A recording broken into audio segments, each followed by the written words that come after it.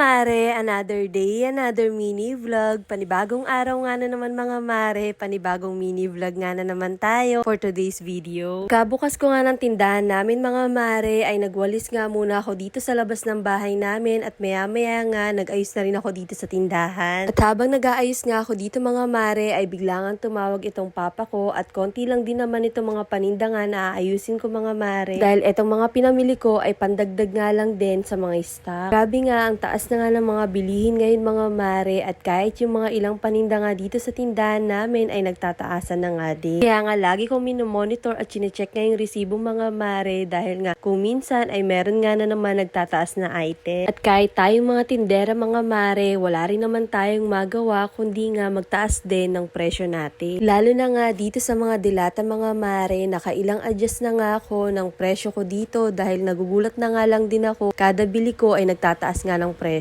At pagdating talaga sa mga delata mga mare, pakonti-konti lang din naman yung binibili ko dito at hindi nga ako nag-i-stocks ng maramihan. Habang nagre-restock nga ako mga mare, ay nagpupunas din ako dito dahil medyo maalikabok na nga rin dito sa kabilang stante. At etong mga nakarang araw nga mga mare, ay medyo matumal nga yung Graham bar, pero itong araw na ito mga mare, ay naging mabenta nga na naman itong Graham bar ng mga paninda ko. Paano ba naman kasi mga mare, nitong mga nakarang araw ay half day nga lang bukas yung tindahan namin dahil sunod-sunod nga yung lakad na pinupuntahan ko. Kaya naman ngayong araw ay nag-post nga lang ako sa FB ko na available nga palagi etong Graham bar namin at nagulat na nga lang din ako ay sunod-sunod na nga rin yung mga bumibili nga sa amin ng Graham bar ngayon. At sobrang laking tulong talaga ng social media marketing ngayon mga mare. Akalain mo magpo-post ka lang sa online pero hindi mo alam ay nakakabenta ka na pala. At etong gabi na nga pala ito mga mare, magsasara na nga ako dito ng tindahan at nakakatuwa nga lang dito kay ate mga mare dahil nung isang araw pa nga doon sila nagkikrave ng Graham bar na gawa ko dahil natsyempohan nga doon nila mga mare na lagi nga doon nakasara yung tindahan namin. At mabuti na nga lang din bago kami umalis ng bahay ay nagchat nga siya sa akin kung bukas pa daw ba yung tindahan namin dahil bibili nga daw siya ng Graham bar. At nung araw nga din nun mga mare ay 10 pieces classic pala yung in-order niya. Dahil konti na nga lang din yung stock sa ref namin mga mare ay gumawa na nga ulit ako dito ng Graham bar para kinabukasan ay meron na nga ulit akong pangbenta. Bali ang gagawin ko nga pala ngayon dito mga mare ay 2